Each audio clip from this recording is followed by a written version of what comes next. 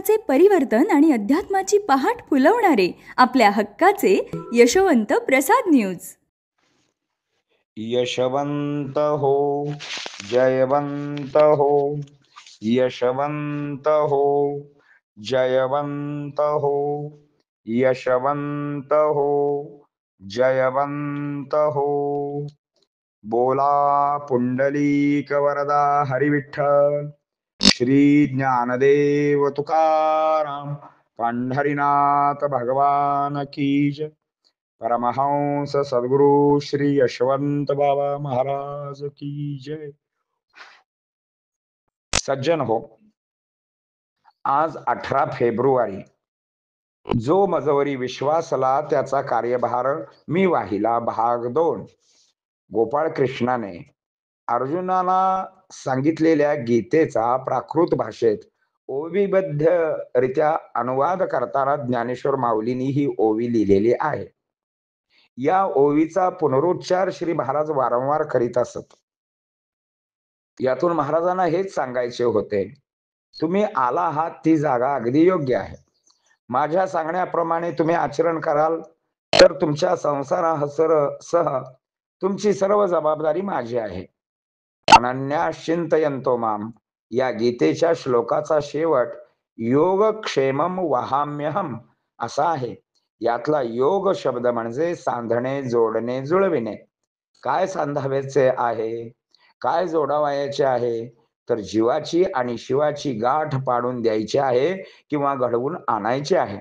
अर्थात इथेपर्यंत श्री महाराज जर जबाबदारी घेत असतील तर त्यांच्यावरती आपण विश्वास ठेवलाच पाहिजे. श्री महाराजांच्या वरती जीवापाड प्रेम करणारे असंख्यात भक्त होते. फार तर त्यांना अंतरंगातील भक्त म्हणूया. या सर्वांनी आपल्या संसाराची होळी करून घेण्याची तयारी ठेवलेली होती, पण महाराजांनी ती करून दिली नाही. उलट त्यांचा संसार चांगलाच केला व परमार्थही उत्तम घडवून आणला. अशी महाराजांची अफाट ताकद होती. निदान आपण त्यांचे नाम तरी घेऊया. नाम म्हणजे अंधारात आधारासाठी घेतलेली काठी होय. तिच्या आधाराने खास कळगे टाळता येतात. संसाराच्या अडचणी नामाने समजतात. कितीही अडचणी आल्या तरी नाम सोडू नका, त्यावर मार्ग काढता येतो. श्री महाराज फारसे बोलायचे नाहीत, मात्र जे बोलायचे ते नेमके बोलायचे. तिथे जमलेल्या भक्तांच्या हिताचे त्यांचे बोलणे असावयाचे.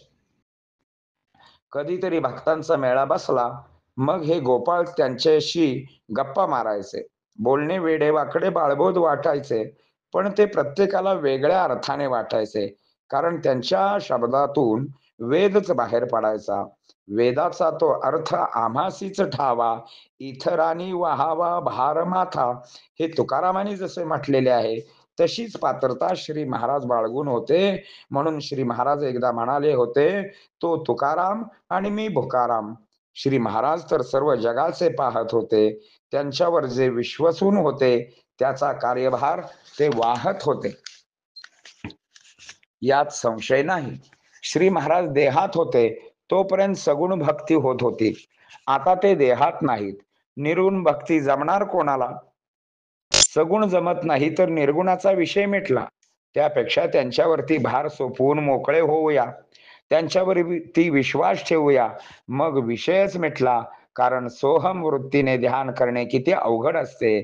त्यात इंद्रादी देव विघ्ने आणतात, स्वतः विकार जिरवावे लागतात, तहान भूक मारावी लागते, कर्माचा त्याग करावा लागतो. सगुण भक्तीमध्ये याच्या उलट असते. सगुण भक्तीमध्ये रूपाचा आधार असतो. आलेली विघ्ने भगवंत स्वतः दूर करतो. विकार जिरवावे लागत नाहीत तर ते भगवंताला अर्पण करावेत. हा जरा मार्ग बरा आहे. त्याहून गुरुभक्ती हा सर्वात सोपा मार्ग होय. मात्र त्यांच्यावर विश्वासायचे म्हणजे तरी काय? तर सर्व भावे त्यांना शरण जावे म्हणजे काय? काया वाचा मन बुद्धी हे सर्व त्यांनाच अर्पण करायचे.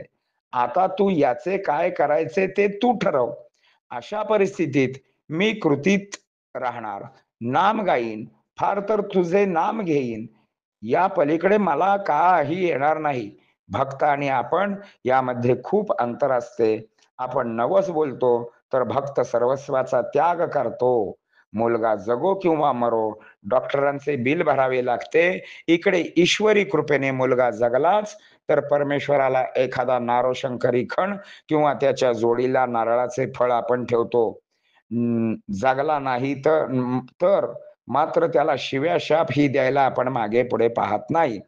ही आपल्या भक्तीची मर्यादा रेषा असते.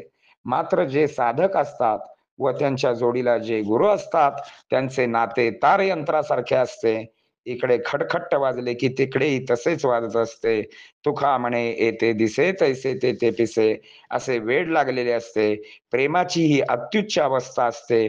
परपुरुषाच्या सुखाला लाचावलेली स्त्री जशी घरदार, मुले, बाळे, संसार याच्यावर पाणी सोडून निघून जाते, त्याप्रमाणे भक्त सुद्धा प्रपंच सुखाचा त्याग करतात.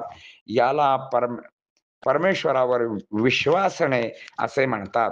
पुढे पुढे तर अशी अवस्था होती की देव भक्ताला संसारच करू देत नाही, मात्र त्याच्या संकटात आधी उडी घेत असतो. योगक्षेमम वहाम्यहम, याचा अर्थ भक्तांचा संपूर्ण संसार व त्यातील अडचणी सोडवणे हे काम ते समर्थपणे करीत असतो. यशवंत हो, जयवंत हो, यशवंत हो, जयवंत हो, यशवंत हो, जयवंत हो.